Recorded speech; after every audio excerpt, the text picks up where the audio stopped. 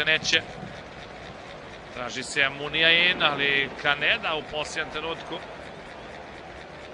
Herrera. Muniain. Kakva greška sada Baskijaca. Je to Javier Martinez. Igra na poziciju na sredini terena. Eto, Marcelo Bielsa izvršio neke izmene. Pružio priliku Mikelu San Joseu. Muniain. De Marcos. I Raola. Dobar dupli pas, međutim sad su već pročitali ovu nameru gostujući fudbaleri. Pablo Infante za Mojiku. Šteta što lopta nije prošla. Muniain.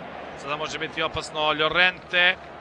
Vrlo lepo reaguje odbrana Deportivo Mirandesa. I na uset uspeva da dođe do ove lopte. Evo Susete. Kažem, strelca drugog gola. Od 11. minuta Muniain je doveo Atletiku u vodstvo 1-0. Suseta u 14. povećava prednost na 2-0.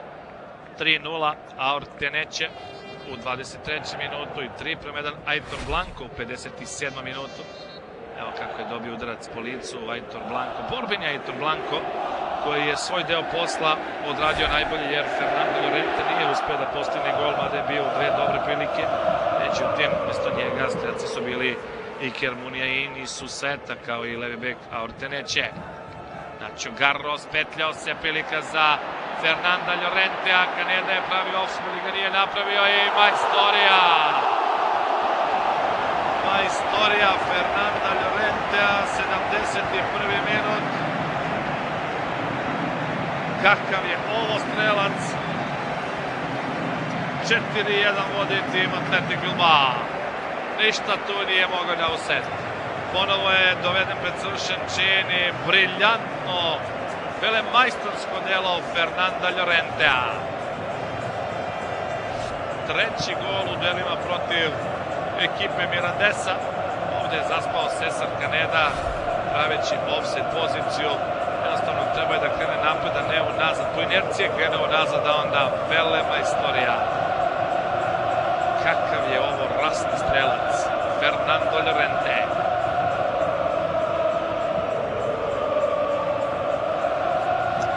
Oduševljenje na samom mestu. Imaju razloga da budu itekako zadovoljni.